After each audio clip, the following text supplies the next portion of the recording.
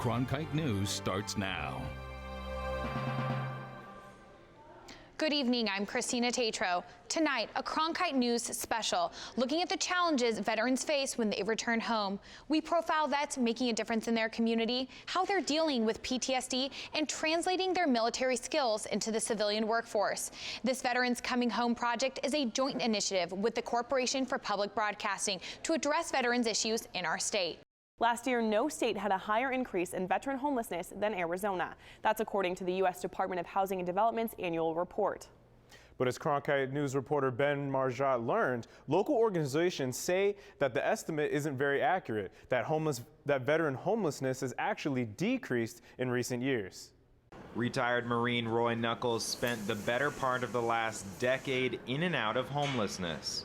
There for a while, 6 years, I chased hurricanes and tornadoes, and wherever I found a disaster, I found work. He eventually made his way to Phoenix and now lives here in Victory Place, a community specifically for veterans near 7th Street and Broadway. It changes my thought process. I don't have to worry about getting jumped if I'm on the streets or getting in with the wrong people. Many other combat veterans have yet to find that same security. HUD's 2015 report said Arizona was the state which had the highest increase in veteran homelessness from 2014 to 2015. While that number fluctuates year to year, HUD's Phoenix field director said the rate has been increasing steadily since 2005. It's the economy. It's when the military stands down on any kind of war. It's delayed PTSD, it's substance abuse.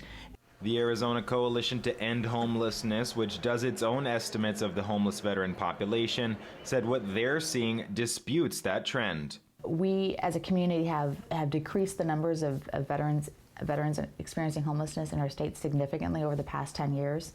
Regardless of how many homeless vets there might not even be enough space to house them. A new building with 96 units at Victory Place filled up in just 2 months. It runs 95% occupied at all times. The demonstrable need for affordable housing for homeless, at-risk, and low-income veterans is quite large. Now, there is some space for expansion just west of the facility, but any new phase would take at least a couple of years. In Phoenix, Ben Marjat, Cronkite News. The transition for veterans back into the civilian life can be more difficult than people might realize. Cronkite News reporter Eddie Keller gives us an inside look at how a summit held by the Arizona Coalition for Military Families and what they're doing to help veterans find employment back home. As the drums rolled and the bagpipes cried out, American veterans filled the second annual Roadmap Summit. What we do really is link veterans, service members, and their families to the right resource at the right time. So that could be anything from higher education benefits to if somebody is struggling with housing and homelessness or having financial struggles. Beck and the Arizona Coalition for Military Families seek to bring together multiple resources and organizations aiming to help transition veterans back into civilian life. By training people all throughout the state, really, whether it's, we'll work with universities, we'll work with mental health professionals, to be able to, if they encounter somebody who's a veteran or service member, know about these other resources available to them too, so they can guide them to those as well. The transition from being in the military to entering the civilian job market isn't always easy. Maybe some who've gone through combat experience. That whole adjustment process, feeling not understood, feeling alone, feeling like no one can really understand what they've been through. Sometimes they feel like they're speaking a different language and even miss their military lingo. I was a sergeant in the Army, and when I'd run a meeting in the military, I could tell them Eddies, and everybody would be quiet, they'd be on time. Because if they weren't, they'd get in trouble. On the civilian side, you get to a meeting and it's 10 minutes past, and you're like, where is everybody? Everybody's kind of talking, and I had to be like, instead of yelling, my initial reaction was to yell, Eddies, but I'm like, I can't do that here. But that's where the Arizona Coalition for Military Families comes in to help again. We train employers to understand the military veteran culture, so they understand those veterans that are getting ready to come into their workplace. And they feel that by bridging that linguistic gap, employing veterans will create a better experience for everyone. In Phoenix, Eddie Keller, Cronkite News. The Vietnam Veteran Memorial in Washington, D.C. is no longer exclusive. In fact, a replica is being built here in Arizona. Cronkite News reporter Kendall Bartley attended the groundbreaking ceremony in Gilbert over the weekend where the wall is being built.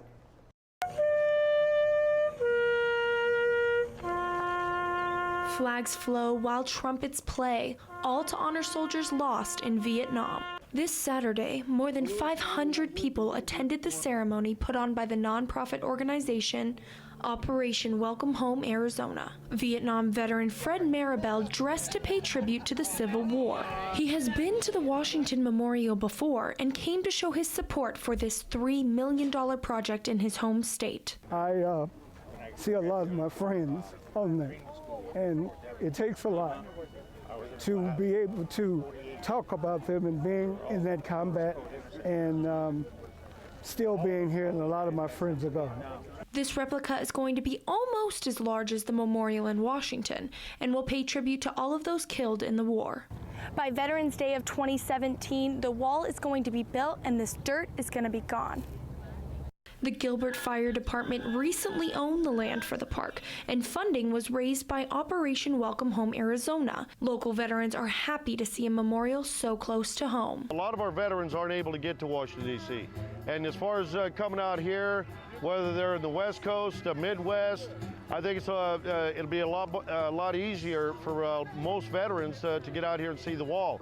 The wall won't be the only monument represented in Welcome Home Veterans Park. It will also include an educational center, a battle cross representing all lost soldiers, a map of South Vietnam, and other veterans services. This is a great inspirational thing that is being done. In Gilbert, I'm Kendall Bartley, Cronkite News.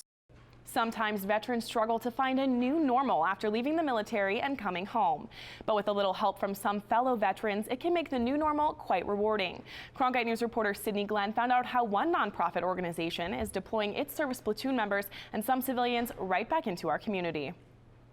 We want to show our community through our continued service that we're still assets to our great nation. Coming home from war can be a difficult adjustment. When I came home from Iraq, I was kind of lost. I was hurt. I was angry.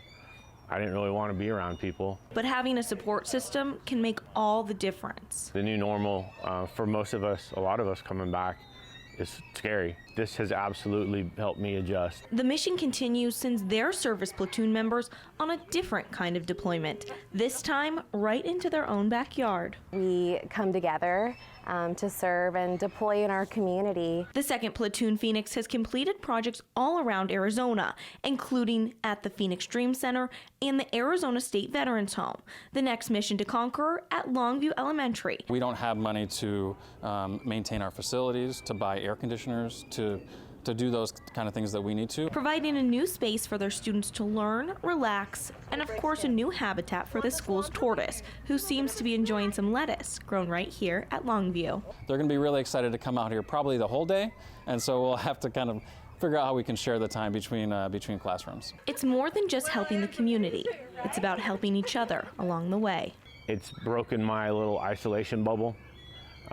It's got me to get out and seek the camaraderie and the accomplishment that I was able to seek with my old platoon. Now that the planning is set, all that's left is to wait for the big day, April 30th, to complete the transformation. In Phoenix, Sydney Glenn, Cronkite News.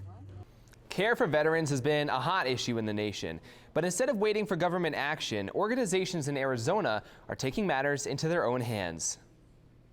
Marine Corps veteran Zahid Ali was given a gift today that not many get to experience, a new home for him and his family. You know, honestly, I never asked anything in my life for me to serve my country. I did it for just to volunteer, and for an organization to do this for veterans is very humbling. The organizations Ali mentions are rebuilding together Valley of the Sun and Next Gen Home, who teamed up to build this house for the Ali family. This has been an amazing journey for us. It's something that we don't typically do, and so it was very exciting.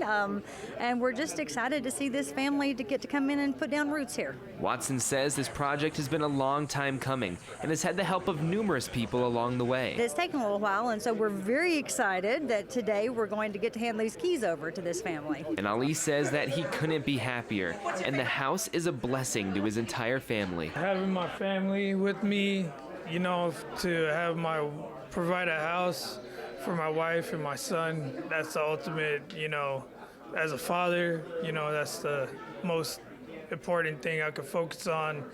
He said that now he can focus on saving for his son's college education, and not having to worry about a home will allow him to put his effort towards so much more. Tonight we take a look at how art is easing the transition. No longer fighting in the wartime conflicts, but still battling the effects of their military service. Cronkite News reporter Elena Mendoza tells us how one nonprofit is helping veterans paint their way through pain. You put your concentration into something else and you forget all about your body hurting. David James is one of many war veterans who suffers from physical pain as a result of his service. But the Arizona Art Alliance offers a creative escape for him and others who served our country through free art classes. The class and the things they can teach you actually takes your mind off of what's normally going on. Enriching veterans' lives through art is an outreach program founded by Joe Fontana 3 years ago to show appreciation for their sacrifices. We're here to listen, but we're not here to dwell on the negatives. It's all on the positive and the creativity. As a nonprofit, the monthly class is made possible by professional artists who volunteer their time and grants for supplies. I'm working with materials that I've never worked with. I love it. They teach you all types of art, from painting to drawing to sketching. It's really wonderful. Fontana says it's about more than giving them something to do or teaching them about art. It gives them the chance to socialize. The mere fact that some folks get out of their home, the security of their home, is a big step. Everybody does really different art, and so they're all sharing that, and those social skills really bleed over into other points of life. Ken Kenny says he became disabled last year, which is also when he started coming to the class. It just gets me out to do something. Kind of a therapy. Great people to come and meet. A little bit messy on the fingers, but, but yeah, this is really, really interesting. And you know, you can do so much. All you got to do is use your imagination. The program is open to any veteran of U.S. military service and is offered at 7 Valley locations. In Phoenix, Elena Mendoza, Cronkite News. College life is different for every person. That's one of the reasons why veteran centers are so important. Cronkite News reporter Sydney Glenn found out what Arizona State University does for veterans and the man who has inspired so many. We want a real experience, not a DMV experience here. A veteran center on a college campus isn't out of the ordinary, but Director Steve Borden says what the Pat Tillman Veteran Center has to offer certainly is. We know that a student who is engaged on campus has a much higher likelihood of succeeding. And so to dedicate staff to help veterans find a niche where they can be engaged on campus is something that we have that I feel is unique. In addition to the standard Veteran Center duties, the Tillman Center also offers jobs to student veterans and helps them transition. This is the first time for me to get a job outside the military, so I don't know what to expect. But once I started working here, I started meeting new people, networking with people, hanging out on the weekends, just getting to know other veterans. It felt real good. While also paying tribute to the inspirational namesake, number 42, Pat Tillman, who in 2004 died while serving his country. Not only was he an exemplary athlete and exemplary in his service to our country, but he was an incredible student. I love what he stands for. I'm not a big football fan, but understanding that he joined the military and he's also, was an NFL player, that says a lot about him. Beyond veterans, the Pat Tillman Center supports active duty military and family members. In Tempe, Sydney Glenn, Cronkite News. Arizona State University has a Pat Tillman Center on each of its 4 campuses, where they serve more than 4,000 people a semester. Stories of veterans coming home on Arizona PBS are made possible by a grant from CPB, the Corporation for Public Broadcasting. There is no need to produce foods yourself to be sure they're all natural. Now there's Open Nature from Albertsons and Safeway, a line of foods made with natural ingredients. Open Nature at Albertsons and Safeway. Tonight, we continue our Veterans Coming Home series. For 12 years, the Veterans Heritage Project has connected students with veterans in Arizona. And yesterday, an event in Cave Creek brought the project back to its beginnings. Cronkite News reporter Audrey Wheel attended the event to see what the project is all about and how it continues to grow. I've spent majority of my 20s preparing for a combat zone, in a combat zone, or recovering from a combat zone. Chief Warrant Officer Rose Maddie was one of 4 veterans who shared their stories at Cactus Shadows High School, the same school where the Veterans Heritage Project originated more than a decade ago. Students and vets together is a magic combination. Retired teacher Barbara Hatch founded the project when she noticed an interest among her students after they watched the movie Saving Private Ryan. 20 schools later, the project has raised awareness of not only what veterans have done, but also who they are. Now you have veterans who are students at college, you have veterans who are parents, veterans are teachers.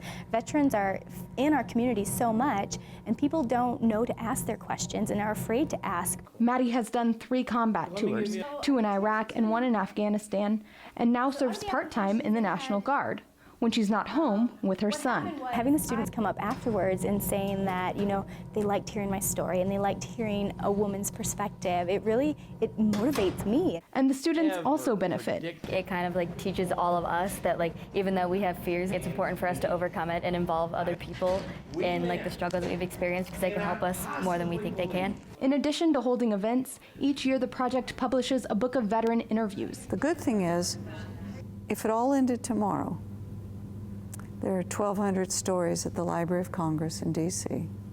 that are permanently archived. That many veterans, that many young people's lives have been touched. The next book will focus on women in combat and include an interview with Officer Maddie. In Cave Creek, Audrey Wheel, Cronkite News. Thousands of veterans come home every year and struggle with going back into everyday life. But one Valley veteran is helping others make a smooth landing into civilian life. Lifted high above the ground, you'll see this small yellow plane flying around the East Valley. I've flown hundreds of airplanes. I've been an airline pilot now for over 40 years, 35,000 hours. This is the only airplane I ever really wanted to fly. Amazing Grace is its name. It's a 73-year-old World War II plane that means the world to Tony, and not just because it reminds him of the one that he and his dad used to fly together, but because he says it brings so much joy to those who fought for our country. I see joy back on people's faces when they come here with a lot of pain. Airplane comes back in after a veteran's flight. They come out, smile about the size of a Grand Canyon. Awesome. And that's why it's all worth it. To fight, coming home with just unbelievable personal problems, PTSD and things like that, and I just felt this was a way for me to give back and serve my brothers and sisters in the military. Vietnam veteran Bill Major was studying to be a pilot before the war. This flight inspired him to resume his training. Undescribable feeling until you've done it. Now, Grounded No More has taken off and has full flights booked through the end of the year. They don't have to be grounded anymore. They can go up and fly. They can do this. There's so many other things. This is just one way I can help, and that's how the name came about. Tony Anger now has a team of volunteer veterans who rode in Amazing Grace and want to help spread the word. They say one thing they aim to do is help reduce the suicide rate for veterans. Thanks for the memories. It was an iconic song for comedian Bob Hope, but it also neatly summarized a trip to Washington this week by a group of World War II veterans from Arizona. Cronkite News reporter Samantha Witherwax has more from our Washington bureau. The memories came flooding back for the Honor Flight Arizona veterans who were here this week to tour the nation's capital, and the thanks came showering down from young and old alike. The changing of the guard at Arlington National Cemetery is one of the ways that the nation pays its respects. And for World War II veteran Jim Mendy, it was also an opportunity to reflect on his own service. When people would say thank you to my hat, and I'd say, well, can't say that it was a pleasure, but it was an experience, a good experience in many ways.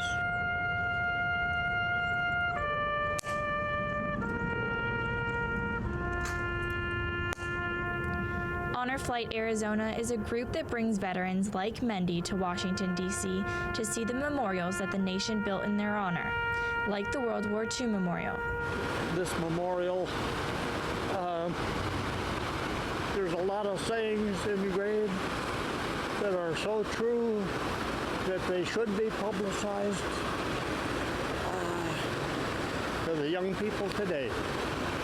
While there were tears, not all of the memories were somber. It was fun, but I was glad to get home. And then I got home and nothing was the same, so then I joined the Army paratroopers, 82nd Airborne Division. Yeah, it was all right. I was young and was jumping out of perfectly good airplanes. Those memories will be preserved by memorials like these and by the thanks of new generations. Look at the kids here at the memorial. They come up without being prompted by their parents, and they say thank you. We don't need the thank yous. We appreciate them, but we did at the time what had to be done, and happy to have done it. Veterans in entrepreneurship, women in entrepreneurship, Hispanics in entrepreneurship, those are all things that are going to be touched on this week at Phoenix Startup Week. That's been going on, especially in the past 10 plus years, is that veterans are either a charity case. And that's the narrative Philip Potter wants to change. The narrative that's been going on, especially in the past 10 plus years, is that veterans are either a charity case. Phoenix Startup Week began this morning with the Veterans and Entrepreneurship panel. Well, I think veteran entrepreneurship is so important just because the veteran community, they have like characteristics that make them great entrepreneurs already. According to the Department of Veterans Affairs, there are over 500,000 veterans in Arizona. Potter says many of those would make exceptional entrepreneurs. Again, we're happy to help, we're happy to be involved, but given our druthers, I think we'd rather lead. We do have big ideas we can execute, so I think it all works out great for startups. Entrepreneurs from around the country came to hear from the speakers and hopefully get some advice on how to make their startup a success. Founders, there's venture capitalists and people that have had more experience than me. I'm like a dinosaur, but I did dream this up. Phoenix Startup Week is at a different venue every day in the Valley, from Phoenix to Chandler and Scottsdale. What this does is it really highlights everything that's happening across the Valley and all the different kind of, bits of DNA really within the startup ecosystem that we have here in Arizona. You can register for this event online. It is free. Just visit phxstartupweek.com. In downtown Phoenix, I'm Sydney Glenn, Cronkite News. November 11th hasn't always been Veterans Day. It initially marked Armistice Day, commemorating the end of World War I. But as of now, U.S. World War I veterans don't have a special place of honor in the nation's capital. Cronkite News reporter Elizabeth Blackburn took a look at plans to change that. Elizabeth? It's been a long time coming, but advocates of honoring those who served in World War I say now is the time to act. Washington has memorials to all the major wars of the last century, all but one, the Great War. 58,000 Americans who died in Vietnam, another 36,000 who died in Korea. More Americans died in World War I than in those two wars combined. 116,000 Americans died in the war, and a memorial will soon be built for them if Fountain has his way. First of all, ideally, we would be citing a National World War I memorial on the mall to complete the quartet there of national memorials.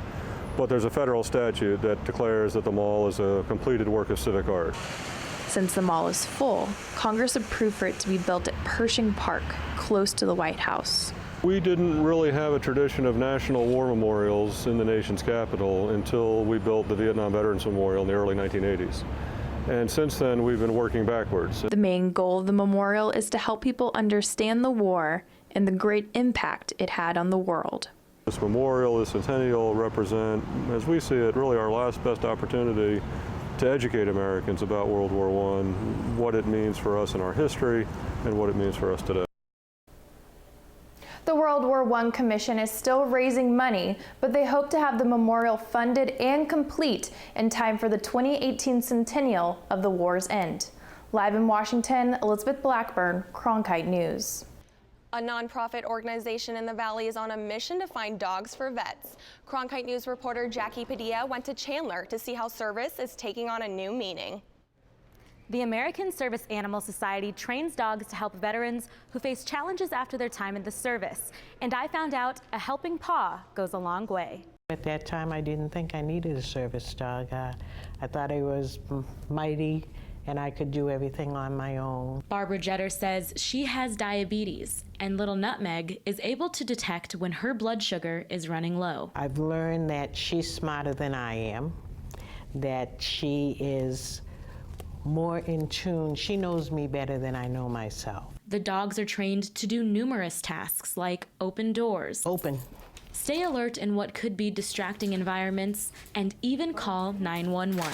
It's like having a nurse on duty, though, 24 hours of the day. Coast Guard veteran James Falskin says in the service he learned the importance of sacrifice and to honor those who walk beside him. She's my squad now, but this is it, me and her. There isn't now a whole lot out there that we can't face together, but I'd take a bullet for her anytime. The nonprofit organization co-hosts Woofstock, an event it says brings veterans and the public together. We have vendors. Every doggy activity that you can wish to see is going to be demonstrated. And to pay tribute to those who served, everyone is invited to take the Walk of Honor. There are going to be signs where people have purchased to honor their loved ones, their pets, display their business, as well as giving, honor back to the veterans. Falskin hopes this event helps fellow veterans understand the benefits of owning a service animal. You build a bond with your dog, and you walk out the door